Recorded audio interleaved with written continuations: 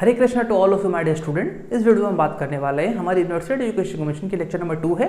अगर आपने lecture number 1 नहीं देखा है और आपने पहले यहाँ स्विच किया है तो मैं आपसे रिक्वेस्ट करूंगा कि लिंक आपको नीचे डिस्क्रिप्शन बॉक्स में और आई बटन में मिल जाएगी। आप पहले जाकर वीडियो नंबर 1 देखो, फिर आप यहाँ स्विच करो ताकि आपकी जो कॉन्सेप्ट है वो पूरी तरह से क्लियर रह सके।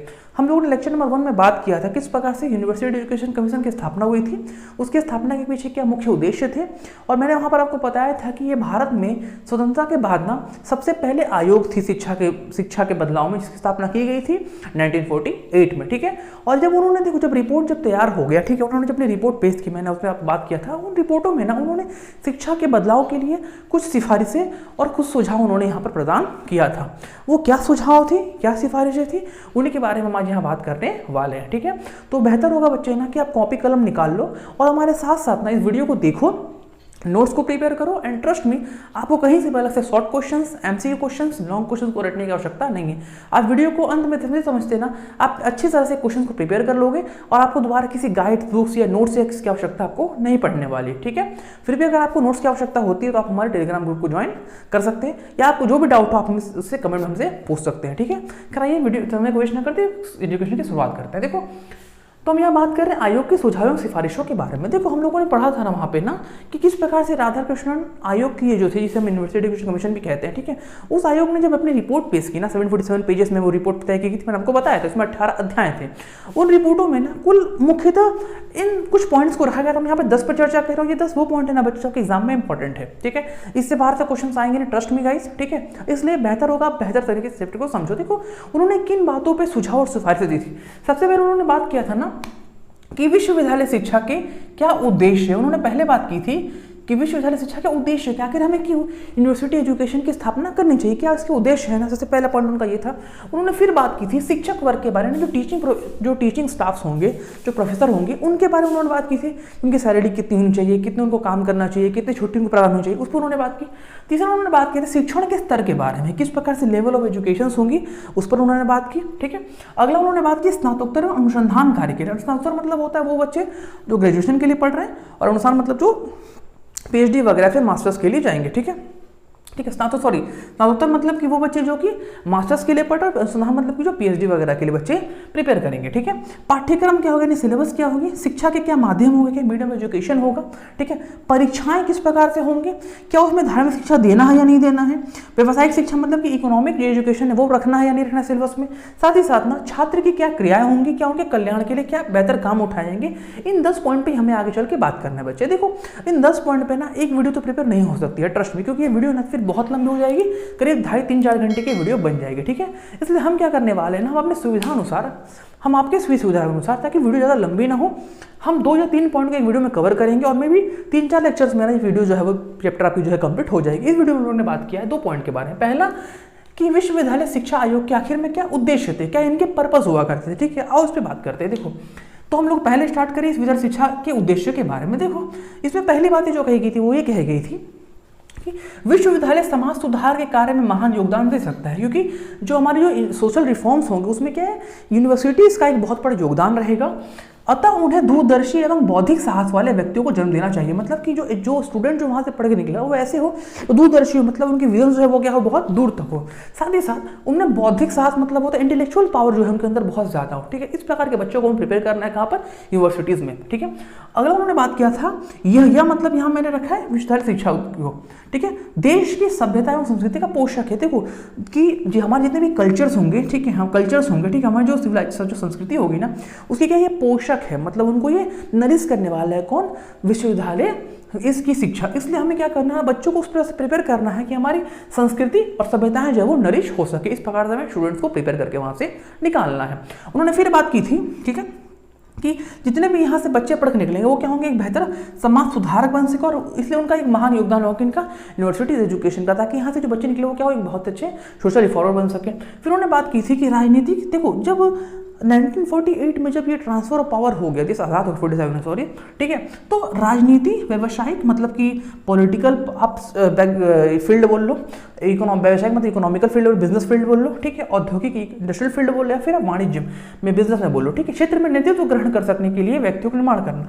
मतलब वे सारे के सारे बच्चे जो कहीं ना कहीं यूनिवर्सिटी से पढ़ के निकले, तो बच्चे ऐसे हो ना जो हर फील्ड में जा सके। ऐसा नहीं कि वो किसी एक फील्ड पे अपने आप को क्या करे, रोक करके रख, नहीं, उनको चाहे वो राजनीति के क्षेत्र हो, चाहे व्यवसायिक क्षेत्र हो, चाहे औद्योगिक हो, चाहे वाणिज्य क्षेत्र हो, ये बच्चे ऐसे पेपर होने चाहिए स्टूडेंट्स कि सारे फील्ड में क्या कर सके अपने आप को, या किसी एक फील्ड में, तो वो बच्चे उस सारों फील्ड में जाने योग्य बन सके, ठीक है। अगर उन्होंने बात की थी ना कि छात्रों को केवल मानसिक नहीं बल्कि शारीरिक विकास भी प्रदान करना, मतलब बच्चे के क्या उससे ऐसा ना हो कि सिर्फ मेंटल हेल्थ पर भी बात ही जाए, नहीं, यूनिवर्सिटी एजुकेशन में क्या किया जाएगा, साथ ही साथ मानसिक विकास की तो बात हुई, साथ ही साथ शारीरिक विकास वाली पूर्ण तरह से बात यहाँ पर करनी होगी। क्लियर बात यहाँ पे। चलो ये सारी के सारे बातें थी विश्वविद्यालय शिक्षा के उद्देश्य के पीछे उन्होंने इन बातों को रखा था। अब जो बहुत इंपॉर्टेंट पॉइंट है जहाँ से शॉर्ट क्वेश्चन आपके भर भर के पूछे जाते हैं ना, वो ये है कि आखिर में शिक्षक वर्ग के बारे में क्या बातें कही गई थी। अच्छे से समझिएगा इस पॉइंट को, ठीक है, क्योंकि यहाँ से आपके शॉर्ट क्वेश्चन भी भर भर के आने वाले। तो सबसे पहले बात कही गई थी ना, वहाँ के जो शिक्षक मतलब जो प्रोफेसर है उनके बारे में पहली बात कही गई थी कि शिक्षकों को अधिकतम पीएफ की सुविधा दें। पीएफ मतलब होता है प्रोविडेंट फंड। देखो प्रोविडेंट फंड क्या होता है कि मान लो कोई व्यक्ति कहीं काम कर रहा है, ठीक है, तो उस काम में ना 1% जो होता है उस व्यक्ति को अपनी कमाई से देना पड़ता है, और 1% जो होगा वो कंपनी या फिर जिसके अंतर्गत वो काम करे वो उस परसेंटेज को देंगे, और ये पैसा कहीं एक जगह पे जमा होता है, ठीक, जैसे आप बैंक में पैसे जमा करते हैं वैसे क्या होता है पीएफ में जमा होता है। और देखो रिटायरमेंट के बाद सारे के सारे पैसे आपको प्रदान किए जाते हैं, फिर ये पैसे आपको पेंशन के रूप में प्रदान किए जाते हैं। ये बोलते हैं लोग कि आपको काट छाट कितना पैसा सैलरी इन हैंड मिलता है, वो कटता क्या, वो पीएफ वगैरह ये सभी कट के पैसे आपके हाथ में आते। तो ये कहा गया था ना कि जितने भी शिक्षक मतलब जो प्रोफेसर होंगे यूनिवर्सिटी को, उनको पीएफ की सुविधा देनी होगी। और पीएफ में क्या होगा, देखो समझना, पीएफ में क्या होगा, एनपीएफ में कहा गया ना कि 8% की सुविधा दी होगी, मतलब कि शिक्षक को अपनी सैलरी से 8% देना होगा और 8% जो है वो विश्वविद्यालय अपनी तरफ से देगी। मतलब मान लो रफली ले लो कि किसी टीचर का जो सैलरी है वो मान लो 1000 रुपये है, ठीक है, कितने हैं 1000 रुपये हैं, ठीक है। तो इस 1000 रुपये में 8% मतलब कि उस टीचर को 8% में सैलरी का प्रदान कर देना होगा। 8% मतलब होगा 80 रुपये, यानी 80 रुपये ये टीचर जो है अपने सैलरी का दे देगा, ठीक है, और 80 रुपये यूनिवर्सिटीज़ को भी क्या करनी होगी, देनी होगी। इस प्रकार से आदमी के नाम पे 160 रुपये उस टीचर के नाम पे प्रति माह जो वो जमा होता रहेगा, कहाँ पे, प्रोविडेंट फंड में। क्लियर बात यहाँ पे। इसलिए पहली बात कही गई थी कि प्रत्येक शिक्षक के लिए पीएफ यानी प्रोविडेंट फंड की सुविधा को स्थापित करना, जहाँ पर शिक्षक और विश्वविद्यालय दोनों क्या करेंगे, 8% का योगदान जो है प्रदान करने वाले हैं। पहला पॉइंट क्लियर। चलो ठीक है, अगला बात करते हैं। दूसरा नंबर ना, शिक्षकों के लिए यूनिवर्सिटी के नज़दीकी किराए के घर का व्यवस्था होना चाहिए। ऐसा नहीं कि टीचर कहीं पढ़ा रहा है और उसके घर जो है कहीं दूर हो, नहीं, बल्कि यूनिवर्सिटी के आसपास ही उनको कहीं ना कहीं किराए के घर का व्यवस्था करके देना, ये बातें कही गई थी। पॉइंट नंबर 3, ठीक है, शिक्षकों का देखो जो अवकाश यानी जो रिटायरमेंट का समय था ना, वो रखा गया था 60 वर्ष की। कोई प्रोफेसर 60 वर्ष की आयु तक ही किसी कॉलेज में पढ़ा सकते, यूनिवर्सिटी में पढ़ा सकते हैं। लेकिन मान लो कोई ऐसे प्रोफेसर जिनकी सेहत जो है बहुत बेहतर है ना, तो अगर उनकी सेहत बेहतर है तो वो अधिकतम 64 वर्ष की आयु तक भी टीचिंग कर सकते हैं। क्लियर बात यहाँ पे। मतलब कि किसी प्रोफेसर की अवकाश की जो उम्र होगी वो 60 वर्ष होगी, लेकिन अगर उनकी सेहत जो है बेहतर है तो 60 की जगह वो 64 ईयर्स तक भी वो टीचिंग वहाँ पर कर सकते हैं। Sorry, clear. अच्छा, अगला नंबर, सप्ताह में 18 घंटे से अधिक शिक्षण कार्य नहीं होना चाहिए। मान लो कोई टीचर है, ठीक है, कोई प्रोफेसर है, तो वो पूरे सप्ताह में केवल 18 घंटे टीचिंग करेंगे, ठीक है। अब वो 18 घंटे क्या होगा, उस पूरे वीक्स में डिस्ट्रीब्यूट करना होगा इस प्रकार से कि 18 घंटे से अधिक उनको काम न करना पड़े, ठीक है। अगला नंबर, 5वें नंबर बात कही गई थी ना कि शिक्षकों को अध्ययन के लिए एक बार में 1 वर्ष एवं पूरे सेवा काल में 3 वर्ष का आधे वेतन में अवकाश देना। इसका मतलब क्या होता है, देखो कि मान लो कोई टीचर जो है वो काम कर रहा है, ठीक है, इस काम में ना उनको 3 साल की छुट्टी मिलेगी, ठीक है, किस लिए, उनको पढ़ाई के लिए, अध्ययन करने के लिए। लेकिन 3 साल की छुट्टी में उनको हाफ सैलरी प्रदान होगी। कितनी सैलरी प्रदान होगी, हाफ सैलरी। लेकिन 3 साल की छुट्टी उनको एक साथ नहीं मिलेगी, ठीक है। वो चाहे तो इसे 1 साल करके 3 बार ले ले, ठीक है, या 2-3 महीने अगर कैसे लेते रहे, लेकिन एक बार में अधिकतम वो 1 साल तक की छुट्टी जो है वो ले सकते हैं। किस लिए, अपने अध्ययन के काम के लिए, और इस दौरान उन्हें हाफ सैलरी जो है प्रदान की गई। ये बातें कही गई थी विश्वविद्यालय शिक्षा आयोग में शिक्षक वर्ग के लिए, ठीक है। क्या क्या बातें कही गई थी, पहला पीएफ सुविधा देना जिसमें 8% का योगदान होगा। दूसरा नंबर, यूनिवर्सिटी के सामने व्यवस्था करना किसकी, किराए के घर की। तीसरा नंबर, 60 वर्ष तक अवकाश प्रदान करना, लेकिन अगर अच्छा है तो 64 वर्षों तक भी अवकाश प्रदान कर सकते हैं। एक साथ में 18 घंटे तक की कार्य को करना, ठीक है।